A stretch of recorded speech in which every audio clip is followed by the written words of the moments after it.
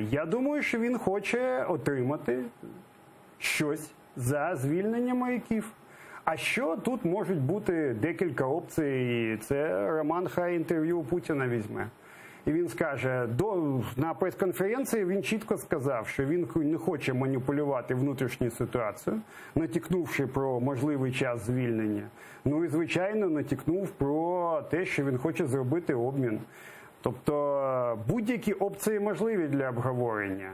Але ми прекрасно розуміємо, що те, що робить Росія, це свідоме бажання ситуацію поки що заморозити. Ну і слухайте, у нас взагалі немає ніяких проблем. От знову таки кажу, хай вони повертають наших хлопців, ми будемо в рамках правової допомоги відповідати їм на їх запити, хай вони закінчують свої судові процеси, нам абсолютно байдуже. Це їх проблема. Це їх абсолютна проблема. Юридично це можливо, і це нам кажуть адвокати, які у наших хлопців. Вот тепер запитайте, а кто за этим стоит?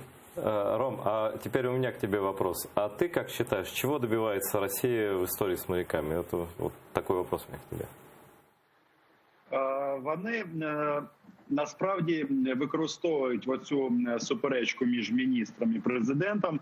І це подається таким чином, що Україна своїх військовослужбовців залишила, адже вони створюють ілюзію, що росіяни створили умови, щоб їх повернути. І начебто їх Україна не забирає. А от тепер я на 100% згоден. От що хотів зробити Путін? Вони начебто відповіли на вимогу Міжнародного трибуналу. Це був якраз день перед зустрічами в японському місті Осака. Там був Трамп, там була Меркель. І вся логіка було сказати, ну звичайно, я ж перекинув м'яч на Україну, ми тут щось придумали. Вони навіть в трибунал написали. Ми підготували ноту, яка дозволить звільнити. От в цьому саме і логіка. І наша позиція показує, що насправді вони можуть це зробити без будь-яких фінтів з їх боку. Ми не будемо визнавати їх судові процеси. А так взагалі без проблем. Хоч зараз, хоч 3 місяці тому.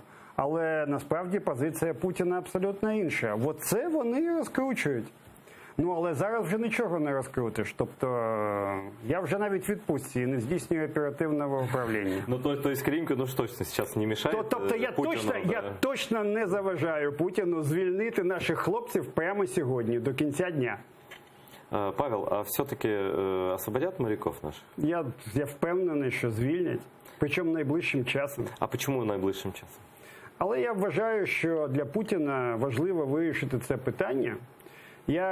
Це моя особиста думка. В контексті наступного саміту Великої Сімки, в контексті того, що будуть зустрічі стосовно Донбасу, можливо, в нормандському форматі, можливо, якось іншим. І він спробує це використати саме в цьому контексті. І, звичайно, йому дуже важливо, щоб у Європі солідарність стосовно санкцій зменшувалась.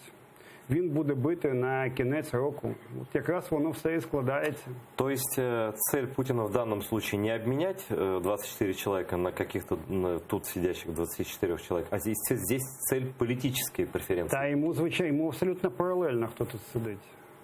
Він взагалі, його це не цікавить. Його цікавить отримання кращої позиції, підняття ставок. Я взагалі багато разів казав, він хлопців використовує як розмінну монету, ніяк інакше. Ну, конечна цель – це відміна санкцій, або смягчення санкцій, так? Ні, я думаю, що кінцева мета санкцій, але визнання Росії, перше, як країни, яка потрапляє в таку, нову нормальність, а друге – це свобода дій для нього в Україні і можливість діяти на розкол, на федералізацію. От те, що Медведчук, тема, от якраз ми обговорювали. Він же завжди каже, федералізація, всі ці речі – це єдиний шлях вперед.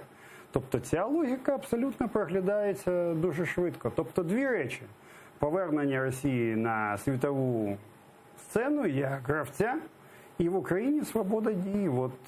От це йому потрібно.